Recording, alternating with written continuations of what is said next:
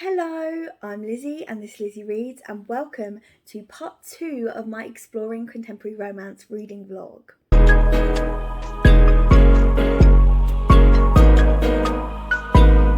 So if you haven't watched part 1 of this video, I will link it down below. Essentially what is happening is I am going through a bit of a romance reading project. As you may know, I read a lot of romance, but I'm trying to explore the genre a little bit more and try and see what I really like and analyse everything to the finest detail.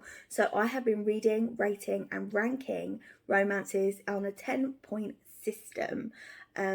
This is all explained in the first part of this video, but if you want a quick rundown, the areas are, so you have main character 1, main character 2, couple, spice, swoon, romance, tension, third act breakup, ending and setting / trope. So I'm giving each book a mark out of 10 in all of these areas and then seeing how they compare to each other.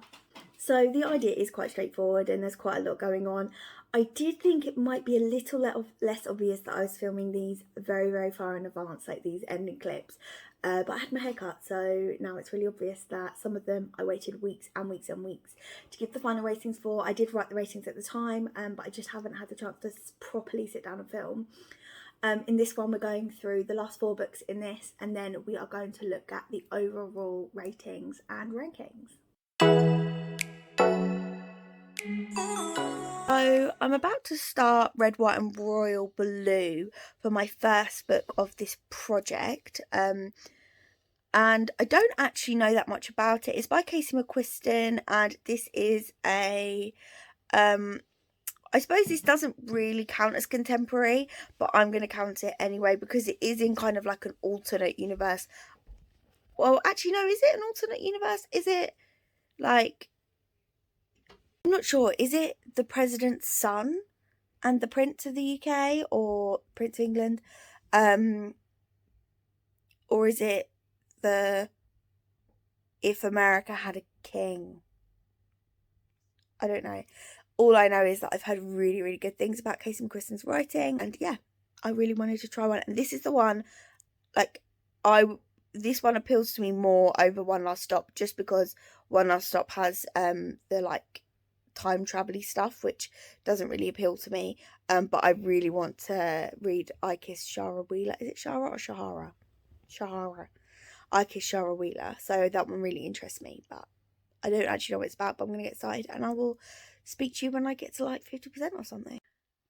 So I've barely updated, but oh my god, Casey McQuiston is fucking hilarious. I am obsessed. I'm loving Red, White and Royal Blue. I'm having the most fun. I was slightly wrong. I was a bit wrong about the plot. It is just the first son of the President of the United States and the Prince of England.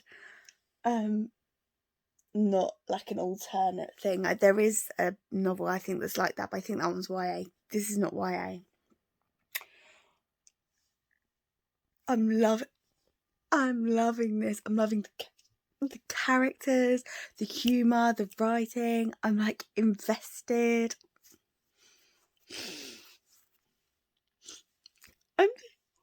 I'm so invested. I think it's so funny. I'm halfway through.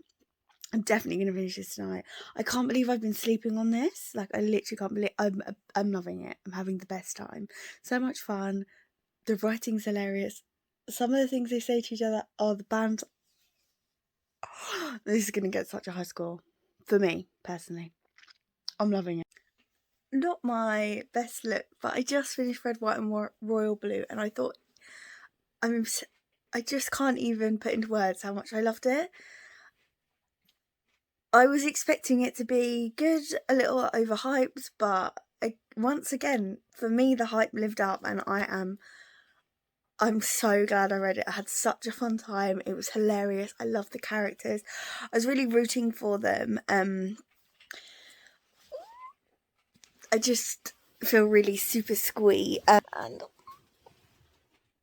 I'm gonna go fill out my spreadsheet and see how I get on. So I thought I'd sit down and quickly talk through my rating, what I've put on my spreadsheet, and it's an interesting one actually, because obviously this Red, White and Royal Blue feels very contemporary leaning. It has more of a sort of plot aside from the romance, but as I said earlier, it does feel very interconnected. I just think that because of the external factors of Alex being the first son of the United States and Henry being the Prince of England,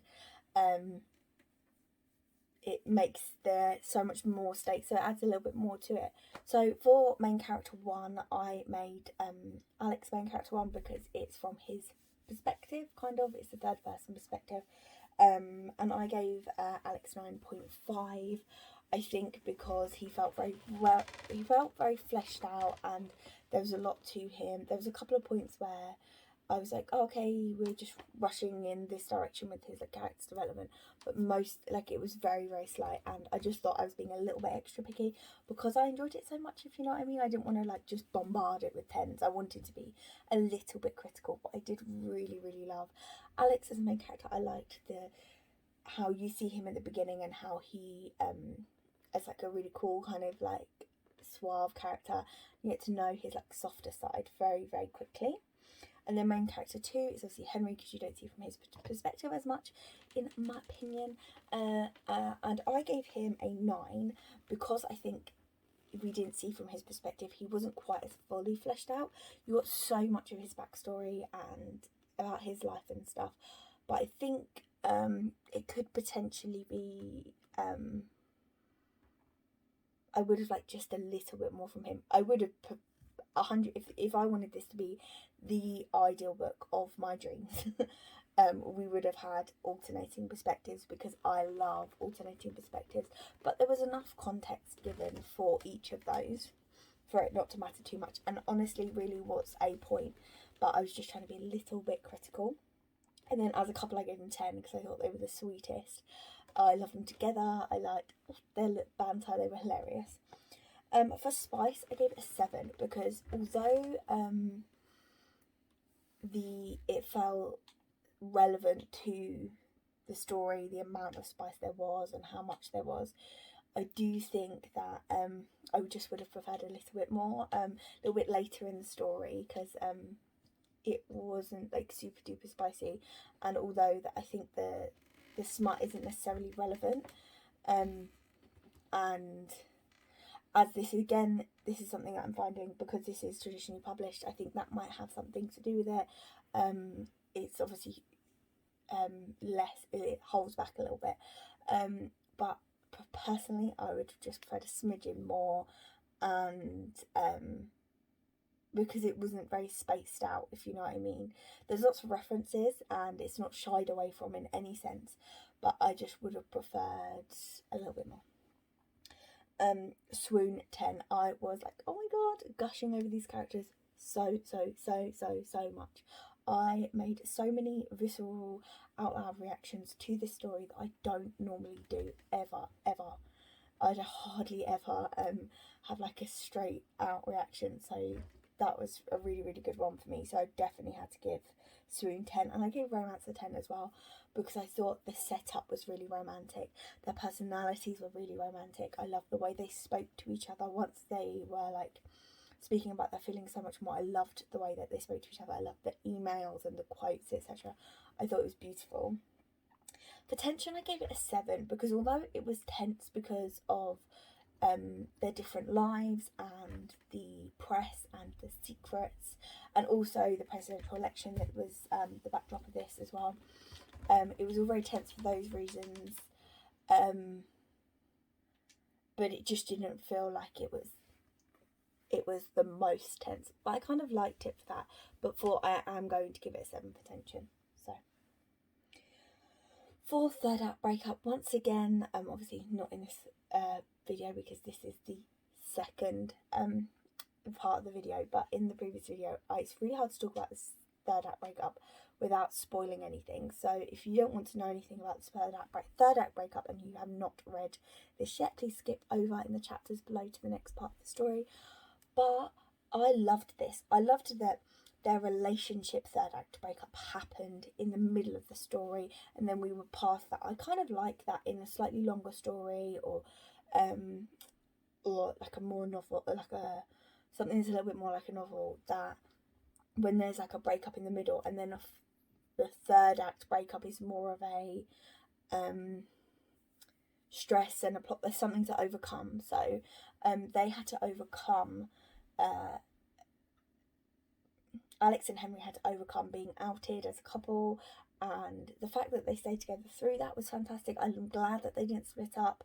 Obviously it's like it was a little bit stressful for them, but it was like good. And then obviously ending with the presidential election was really good. I really liked that sort of wrap up to the story. It felt very natural, and I think having them split up again would have felt quite unnatural.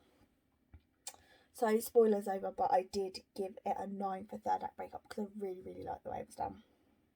The ending, I gave it a 10 because I think that if it had ended in some other ways that endings end in romance books with like hundreds of epilogues and stuff, it didn't feel right for these characters and sort of the situations that they were in. I think it would have gone. I like where it is left. It felt really good.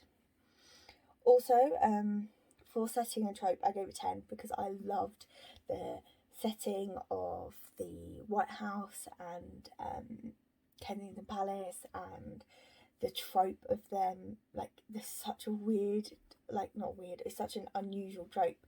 For me, I've never read anything that's royal, presidential, and also realistic, because any like royal bodyguard things that I know that this isn't a bodyguard, but anything related to royalty that I have read has been royal bodyguard, and it's also like in made up countries. So yeah, I loved it.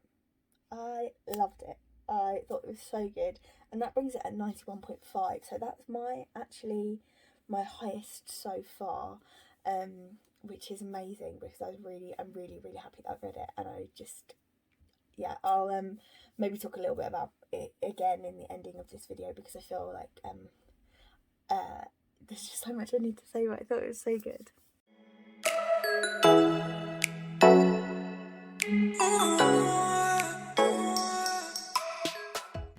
Hello, so it's Monday and I am going to start reading It Happened One Summer by Tessa Bailey. The reason I'm reading this is because Cassidy read and recently really enjoyed it for a romance book. She said The Smart was really good, so that piqued my interest and I thought I'd add it to this project to and we'll talk about that a bit later. But I don't really know what it's about. I think it's about like a rich girl who's broken up with who's been broken up with by her boyfriend, and then she goes to a small town. I've heard it's like Schitt's, inspired by Schitt's Creek, which I haven't watched, so I don't actually know much more than that. But I know that Cassie really liked, for the most part. Ro loved it, so I'm really hoping it's a good one. And I've heard lots of good things about Tessa Bailey, so we'll see.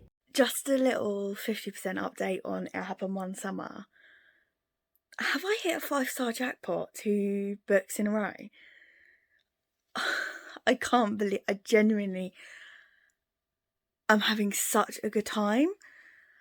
The characters, the setting, and there's been one smutty scene so far, and I heard the smuttiness was really good, and it definitely didn't disappoint. I'll go into some more details later.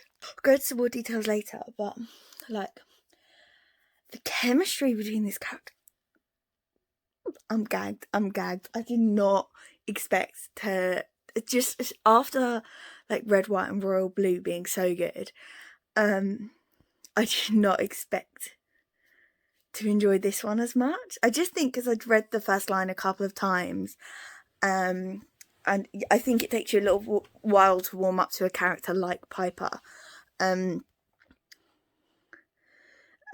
Just to reiterate what the plot actually is about, it's about a rich LA girl called Piper who has like influencer rich, living off her stepdad's money, and she just sort of basically she fucks up, and her stepdad like cuts her off for a bit, and he says, you know, you've got to go. He packs her up and sends her to her roots where her dad was, to sort of the small town where her dad was a fisherman and where he died. And she's like trying to reconnect with that side of herself. And I literally, obviously you can't tell right now, but I was sitting here reading on the bed because I got the ebook. I was reading on the bed and I was like, I'm so cold, but I just have to keep reading. And it went completely dark in here. I was literally laying on the bed, the curtains were open, completely dark, just reading because I just couldn't be bothered to get up because I was so into it. Oh god, I feel like I'm so lucky to have read such 2 good books in a row. So for It Happened One Summer, I gave the main characters 1, so that'll be Piper, 9.5, but I also gave main character 2, which will be Brendan, 9.5, because I thought they were both really well fleshed out. They both really stood on their own, I think, because they were quite different, and the point was that obviously Piper was a rich girl coming to a small town. I thought that was quite it was quite well done, and the characters were quite well developed because of that, which was quite good. And then as a couple, I gave them 10 because they fit really, really well. I couldn't help but love them together and sort of really enjoy their banter and their jokes, and it was just really fun. And it was, again, like, it was one of the more fun ones that I have read so far. I can't get into the iPad. Right, here we go. For Spice, I give it 8.5 because the Spice started off really good, and then in the second half it did really dip off a little bit. I think, like, once they were like comfortable and like set together, it was a bit like, I was a bit bored. I was a bit bored then with the Spice, but it was still pretty good. I do note that in this in the earlier clip, I did say that Cassidy read and loved it. She really liked the first half and messaged me saying how much she enjoyed the first half, but the second half, not quite so much. It definitely fell a bit flat, but it's not really her sort of romance. Then for Swoon and Romance, I'm talking about these together because I gave them an 8 because there was, like, it was really good, but again, it wasn't like amazing. I wasn't dying like inside at how much I wanted them to be together, and I think the bar is high, but we've got to reach that bar, and I'm kind of tagging them together because they felt very much samey. There wasn't very much differentiation. Is that a pronunciation? There wasn't much differentiation between the Swoon and the Romance. Like, sometimes I feel like they can stand on their own, but this time they were just very much the same thing. And then Tension, I gave it an 8 because it was very tense. There was one point when I was laying on my belly reading it on bed, and I smacked the bed because it was so good. It was just so good. The tension was pretty high. But again, it just went really soft near the end. Like, it started like really peak high tension, and it just went a little bit too soft, a little bit too, okay, we're accepting this now, and we're just gonna find some third act breakup to break us up. And that's why I gave the third act breakup a 7, because I thought that the third act breakup was just a bit like, okay, so if you've done the work, they've done the work, they like seem to be pretty comfortable by now. The third act breakup's a little bit silly at this point. Something a bit different could have been done with third act breakup, in my humble opinion. And then the ending I really liked. I gave the ending a 9.5, and this is very much because I just liked the way it wrapped up.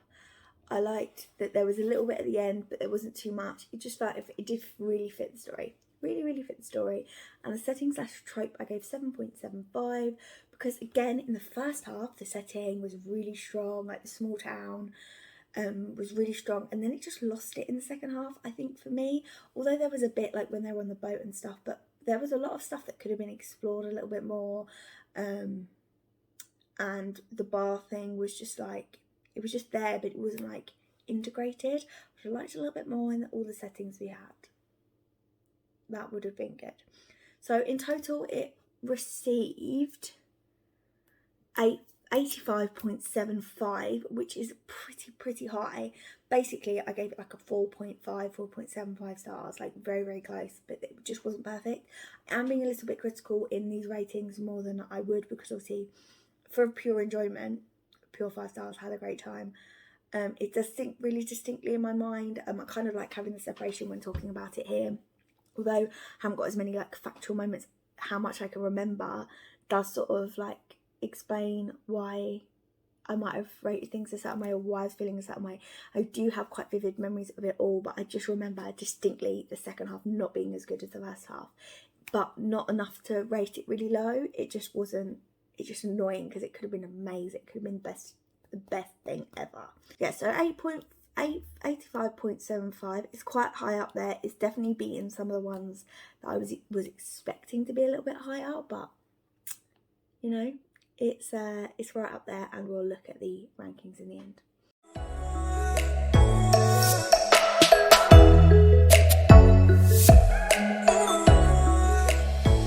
So I'm just about to start the Bromance book club by LiQWYD Adams. I have literally no idea how I'm going to feel about this. I do think that it's not going to be my super favourite because it is a few years older now, and it is traditionally published, so I wonder if it'll be a little bit safe. And I've not heard some good things about things later in the series, but I do know that the Bromance book club follows a guy who starts a book club with a men's romance book club where they read romance books, obviously, sorry. And with this, he is trying to sort of capture the spark back in his marriage. So I'm going to start. Is it wrong to want to give a book 5 stars just because it has a Taylor Swift reference? I don't know, but I fucking love it when romance books reference Taylor Swift. I love it. I love it. Hello. I am a little over halfway of the Bromance book club by LiQWYD Adams, and I thought I would give you an update. I am enjoying this. I like the setup. I like the characters. They're kind of interesting. The story's kind of interesting. Do you know what? I wish there was a bit more sports. You know, I can't say it enough. I love sports romance. I mean, is it baseball? Not really my thing, but I could just do a little bit more of the sports, and then I'd be like right in my favourite type of romance. Not that I've read many that 5 stars. I just, you know how I feel. So I just love this. I just absolutely love this. No, I'm having a really fun time, to be honest. It's nice to read a romance physically. I definitely need to get more of my romances physically because I do find myself really enjoying them. They're really page turner. It's nice to feel like I'm physically reading something because I've just been reading so many ebooks. The female main character, Thea, can be a little bit of a bitch, to be honest. I get it. I really get it. Some of the things that she's saying and a lot of what she stands for is great, but she's got a huge communication issue, and some of the things like I would just think if Gavin knew, if she fully communicated some stuff, the situation might not be quite as bad as it is. Don't get me wrong, Gavin's got to put in the work. Gavin has to put in the work, but Thea's pissing me off a little bit. And I like to root for my females, but in this situation, side characters are good, kids are cute, love kids, smart, nothing to report, literally nothing to report. This could have been smuttier, I think. Oh god, sometimes I think while I'm talking, I'm like, you think of yourself and what you're going to have to go through editing. But yes, I'm still really enjoying it though, and it's a really fun and fast-paced read. So I finished the Bromance book club, and I haven't done my ratings yet on the rating system, but initial thoughts were that I did have a lot of fun for a book that's like central plot line was about like faking orgasms. I don't think it was smutty enough. I think that there was potential for this to be a lot smuttier than it actually was. Like towards the end, obviously there was smut in it, but it wasn't like, it had a lot of potential. Also, in this is such a communication issue, because obviously they're married and they might be splitting up. the communication is the biggest issue. So I think that's annoying, because that's kind of like the least thing that I least likely to read about, and especially when it's so silly sometimes, you're like, just fucking talk, please. Some of it was quite humorous. I did quite enjoy it, and I warmed up to the characters a lot towards the end. But I liked the talk, obviously the talk about the romance books and like what they're learning from the romance books. That was really cool, but I didn't so much. I personally felt like it wasn't in the story as much as it could have been.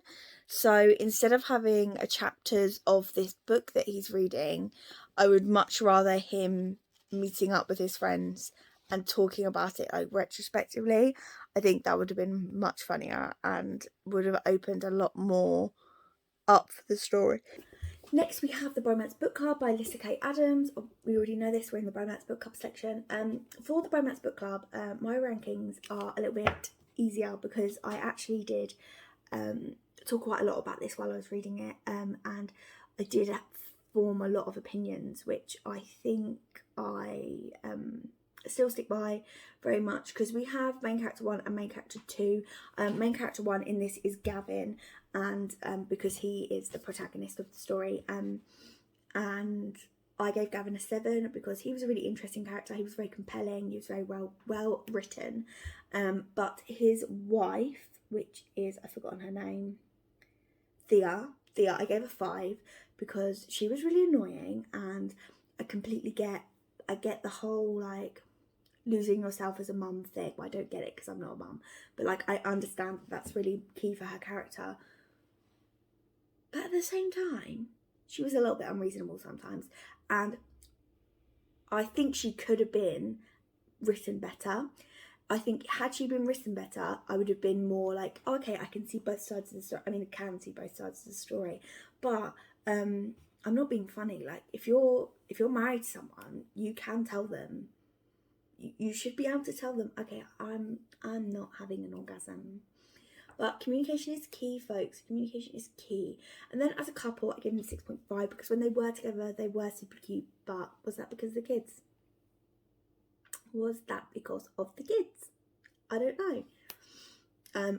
Then for a spice, I gave it a whole 4 because for a book that was about lack of orgasms, or a marriage breaking up because of lack of orgasms, the spice was very low, very minimal. Like there was flirtation, there was a little bit of spice.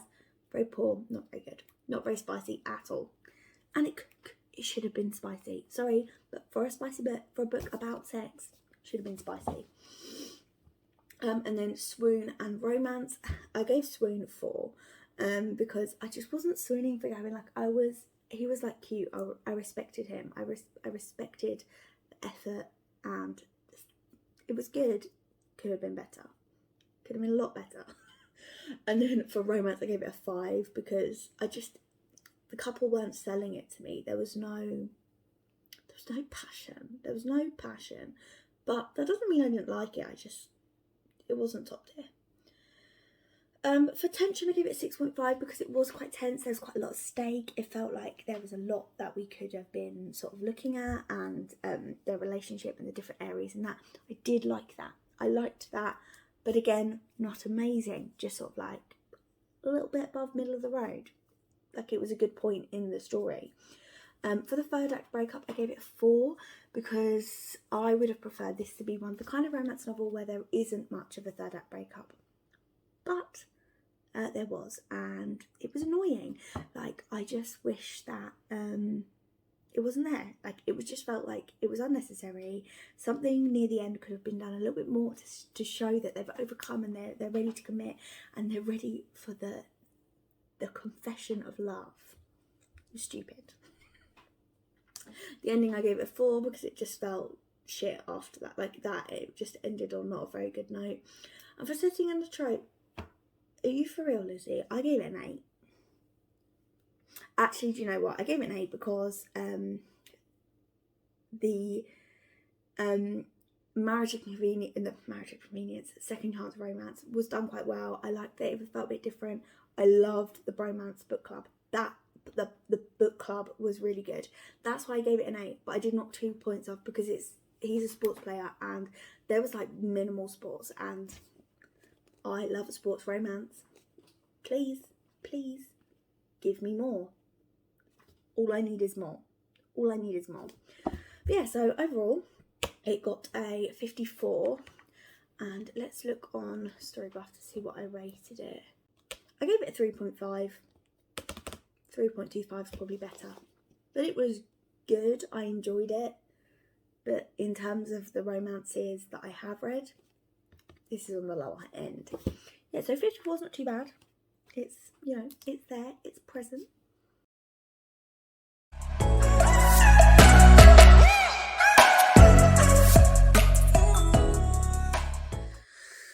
So it's the next day and I'm going to read the last book in this vlog, and that is going to be Addicted to You by Krista and Becca Ritchie. I've just heard that this is so hyped and I really feel like I'm gonna love it. It's quite a long series, so I quite like series, especially romance series. And I've not read many romance series which has the same characters across multiple books. I feel like this one's going to be high drama.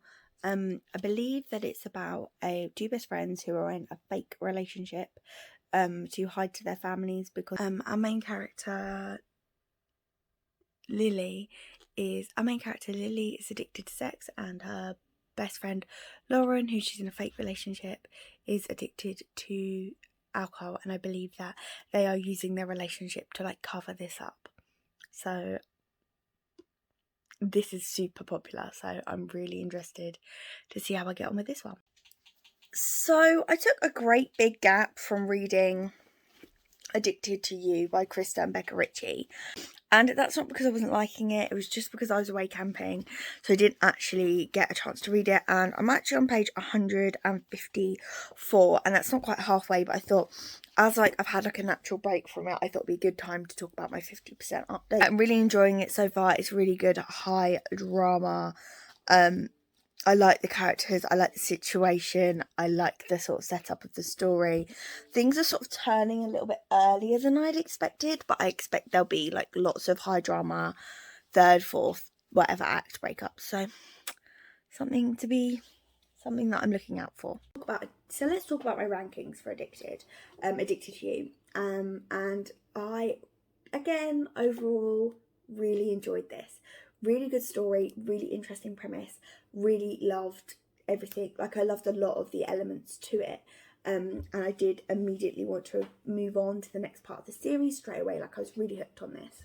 Main character 1 is going to be Lily. I gave her a 7, and I also gave Lauren, main character 2, a 7 also, because I personally think that they were both really good, but they both had a lot of backstory that needed to be discovered, and I would have quite liked a little bit more character development in the story. I do get though that because it's like a 5-book series that they've got to pace it. It can't all happen in the first book, so I think that was just a drawback of having a couple the couple go over a few books in a series instead of each book being about different characters. But as a couple, I really liked them. As an 8, I liked that they had backstory and like a really strong back history, and they're both really interesting and really complex, but I liked seeing them sort of like hinder each other, like doing things that weren't good for each other. I liked it. I thought it was interesting. It was a really interesting dynamic, and as a couple I really liked them. And then the vulnerability that they had with each other towards the end, very, very good. For Spice, I gave it a 6.5. Now, I've had some thoughts since then, but I'm going to start with my initial thoughts and then sort of like recap with those by like me hindsight thinking. It's not got that much sex in it, and the sex that they do have, there was some fade to black, like there was not like, it wasn't super detailed, like there's a lot going on.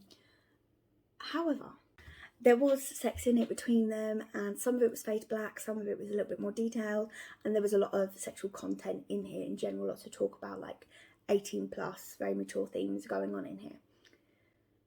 And I'm thinking in hindsight actually that the reason, that this isn't super sexy, in the sense that there's not some really detailed amazing smutty scenes, is because Lily has a problem with sex. So because she's still in a place where sex is sort of controlling her life, and she's not having she's not in a good place mentally, then the sex isn't going to be described, because it's not necessarily, it's not very sexy, is it, when you know that she's struggling, but because they're having sex. Like I actually got that in the hindsight when we got more into dealing with her like sexual when you're dealing with her trauma and everything that comes from that. And actually I kind of appreciate that. So that does feel kind of appropriate actually, and it's not necessarily a drawback of the novel, but I'm not going to give it higher because I do quite like my romances quite smutty. So, but I respect that in this place it probably shouldn't have been any smuttier. Not to say that there's not adult content, but I appreciate that actually it doesn't want to glorify or glamorise anything. But as we got more into actually how severe her feelings about sex are, then that made me think, oh, actually, it would be quite glamorising it to have too much, or like too much sex displayed on this like for the reader's enjoyment, if you see what I mean.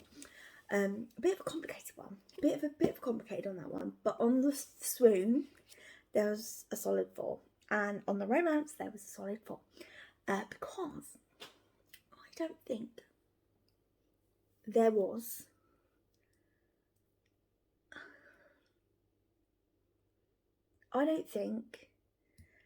like any swoon-worthy moments, and there wasn't very much romance. It was just very much like, we've always wanted to be together, that's it. Like, I feel like the romantic parts may come later when they're dealing with the aftermath of realising that they enable each other. So I think that may come later in the series. So again, drawback of it being the first in the series. The tension though was a 9, because I was on tenterhooks the whole time. I thought this was really tense between them. There was a lot of flirtation, there was lots going on, but also tense because of all the elements of their addictions and how they bring them to life. And the third act breakup was excellent. I thought it was very, very good, very well done, very fitted the story very well. I liked it.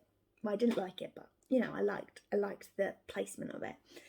So I gave that a 9, and then the ending I gave a 9.5 because I thought it was very, very, very, very good, and I kind of liked that going into the next story that their relationship is going to be that way. And for setting and trope, I gave it a 9 again because that's what really made it for me. I think for me, the setting and trope really, really made this story and made it what it was and made it how interesting it was, because it was just so interesting. Like, I couldn't get past how intrigued I was the whole time. So yeah, I am going to just leave this one there, and let's have a little look at the results.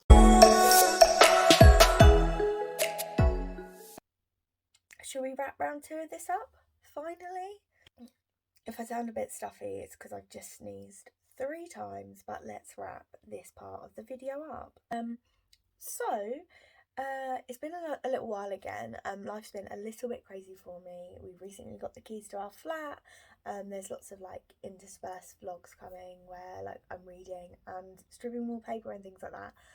But I've done that, so it's been all really crazy and busy for me at the moment. So that's why we're wrapping up this quite a bit later than planned, and again, we've not got like an ideal setting, but you know, hopefully you're here for the chat, not the looks, because if you're here for the looks, you're in the wrong place. So first of all, let's talk about the points and the way they sort of worked out here for just the books that I read in this round. And here, right here, we have the order I read them in. Obviously, we started with Red, White and Royal Blue by Casey Quiston, and I gave that 91.5.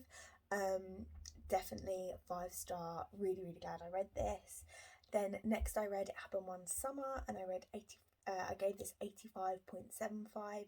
This one was by Tessa Bailey, obviously, and yeah, so this one was super high on the list.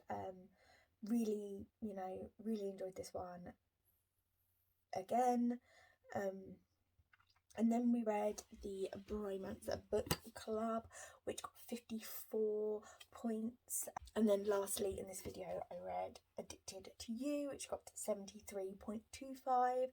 So if we move those into their ranking, there's not a huge amount of movement, just a little bit of swapping. So in first we have Red, White and Royal Blue, then we have It Happened One Summer, then we have Addicted to You, and then we have the Bromance book club for reading in this particular vlog. So that's how they worked out there. Definitely no surprises there.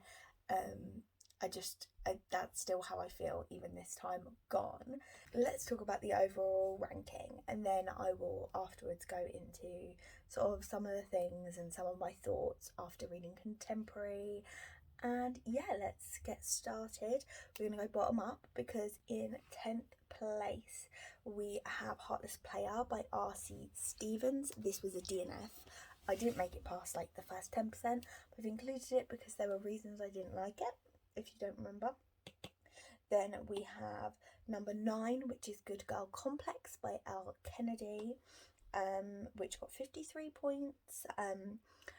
Not surprising there, it was a big disappointment because I loved the off-campus series. Then we have the Bromance Book Club by Lisa K. Adams, which was read in this video, so I got 54, won't go into it anymore. Then number 7, we read Birthday Girl by Penelope Douglas, that got 61.5, just not my kind of thing, not my kind of vibe. Number 6, we had Getting Schooled by Christina C.L. Jones, which got 63.5, which was pretty good. Just wasn't what I was expecting, and also was a novella, so harder to get into for me. Then in number 5 we had Addicted to You by Krista and Becca Ritchie, 73.25. I really love this one. However, I think some of the reasons that it's got it's mid-place instead of a bit higher is because the things that are going to come later in the series are some of the things that I'm ranking for. So in that sense it didn't deliver because it's a series about one couple. I know there's other books about other couples, but you know what I mean. And then number 4, I've got Delilah Green Doesn't Care by Ashley Herring Blake, which I gave 82.75, which I quite enjoyed, obviously. And then in number 3, it was It Happened One Summer by Tessa Bailey, 85.75 again. Red, White and Royal Blue came in at number 2 with 91.5, and then number 1 by Shay Sanders was The Replacements, which was 93, which was a novella, but it just delivered on every single front. I think my iPad's causing a reflection. So some of the things that I noticed that were really working for me in this project is I like the odd pop culture reference. So basically, if there's a Taylor Swift reference, I am here for it. That's like a side thing, just like a little nod thing that makes me think, oh god, I love this. And then also I really think that romance and swoon can't be categorized separately on a general scale. There are some instances when romance and swoon are like completely different things, but most of the time they go together. So I think in forward projects I'm going to combine them together as one section, and then going forwards what I'm going to do is replace that section with like the missing section with enjoyment and fun, because there's no place for me to say, do you know what, I just had the best time reading this, it felt really fun, like all the elements work together. There's nothing like there, and there's like elements like writing, for example, which is one of the reasons I DNF'd Heartless Player, doesn't come into account because I wasn't having fun because of the writing. That's some of the things that I really enjoyed. I haven't really tried out many tropes in this series, in this challenge yet, so there's still so much more for me to go. And I think what I might do is I might do another couple more videos and then do like a little mini wrap-up video of like things I think I'm liking of romance, like after a certain amount of projects. If you want like some ideas of what coming up, there's going to be one more contemporary mini round, and also then I'm moving on to a different genre of romance. Not in general, like I won't stop reading these types of romances or reading contemporary romances, but then the next big video will be a different genre. I'm not telling you what one yet, but I've got a couple of different ideas of what areas I'm going to go into. I'm really excited. I'm going to keep this brief because I know this video is already quite long and it's been quite distanced, and I'm sorry about the way that this vlog has sort of like played out with all of the different things that are going on in my life at the moment. But I really hope that you enjoyed this video, and soon you will see the 72 hours in the smart den video, and from there I have no idea because life is a bit crazy, but I'm really excited because once these things have all evened out, I'm going to have the ability to film more on my terms and my schedules, which will be really exciting for me and hopefully for you as well. So thank you so much for watching the first part of this, or the first steps into this journey, and I will see you again soon. Goodbye.